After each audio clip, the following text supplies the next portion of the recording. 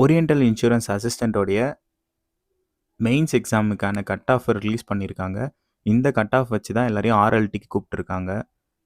இதில் வந்து பார்த்தீங்கன்னா, கேட்டகரி வைஸ் என்ன கட் ஆஃப், என்ன இந்த ஸ்டேட்டுக்கு எவ்வளோ கட் ஆஃப் அவுட் ஆஃப் 250 அப்படின்றதையும் மென்ஷன் பண்ணியிருக்காங்க. அது மட்டும் இல்லாமல் ஒவ்வொரு செக்ஷனுக்கும் எவ்வளோ செக்ஷன் கட் ஆஃப் வச்சுருக்காங்கன்றதையும் இந்த ரிலீஸ் பண்ணியிருக்காங்க. இந்த பிடிஎஃப் உங்களுக்கு வேணும்னா நம்ம டெலகிராம் குரூப்பில் ஷேர் பண்ணியிருக்கேன். லிங்க் டிஸ்கிரிப்ஷனில் இருக்கும், ஜாயின் பண்ணிக்கோங்க. ஓகே, தமிழ்நாட்டோட கட் ஆஃப் என்ன அப்படின்றத பார்க்கலாம். எஸ்சி, ஓபிசி, இடபிள்யூஎஸ் ஜென்ரல் எல்லாருக்குமே வந்து பார்த்திங்கன்னா 129.08 தான் கட் ஆஃப் வச்சுருக்காங்க. எஸ்டிக்கு மட்டும் 118.13 வச்சுருக்காங்க. நீங்கள் ஆர்எல்டி அட்டன் பண்ண கேண்டிடேட்டாக இருந்தீங்கன்னா நீங்கள் எவ்வளோ ஸ்கோர் வரும்னு எக்ஸ்பெக்ட் பண்ணுறீங்கன்றதை சொல்லுங்கள். நான் கேட்குறது அட்டெம்ப்ட் கிடையாது. ஸ்கோர் எவ்வளோ வரும்னு நீங்கள் எவ்வளோ நினைக்கிறீங்க அப்படின்றத கமெண்ட்ஸில் ஷேர் பண்ணுங்கள். ஒவ்வொரு செக்ஷனுக்கும் எவ்வளோ கட் ஆஃப் ஃபிக்ஸ் பண்ணியிருக்காங்க அப்படின்றத பார்க்கலாம். அதில் வந்து தமிழ்நாட்டில் வந்து பார்த்திங்கன்னா இடபிள்யூஎஸ் அண்ட் ஜென்ரலுக்கு தவிர மீதி எஸ்சி, எஸ்டி, ஓபிசி எல்லாருக்குமே இங்கிலீஷ் செக்ஷனில் 21.5 வச்சுருக்காங்க.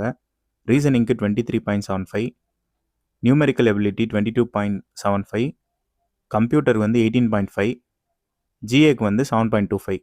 இப்போ நான் சொல்லிட்டு இருக்கிறது எல்லாமே 50 மார்க்குக்கு அவங்க எவ்வளோ செக்ஷனல் மார்க் வச்சுருக்காங்க அப்படின்றது மட்டும்தான். இடபிள்யூஎஸ் அண்ட் ஜென்ரலுக்கு வந்து இங்கிலீஷில் 25.5, ரீசனிங் 28, நியூமெரிக்கல் எபிலிட்டி 26.5, கம்ப்யூட்டர் வந்து 22, கரண்ட் அஃபேர்ஸ்க்கு வந்து 10.5 வச்சுருக்காங்க. நீங்கள் யாராவது நல்லா அட்டம் பண்ணி கிளியர் பண்ணல அப்படின்னு நினச்சிட்டு இருந்தீங்கன்னா மேபி உங்களுக்கு கரண்ட் அஃபேர்ஸில் வந்து ஸ்கோர் வராமல் இருந்திருக்கலாம். உங்களுக்கு ஏதாவது சொல்லணும் அப்படின்னா உங்களோட கருத்துக்கள் என்னன்றதை கமெண்ட்ஸில் சொல்லுங்கள். நம்ம சேனலுக்கு நீங்கள் புதுசாக இருந்தீங்கன்னா சப்ஸ்கிரைப் பண்ணி வச்சுக்கோங்க. தேங்க்யூ.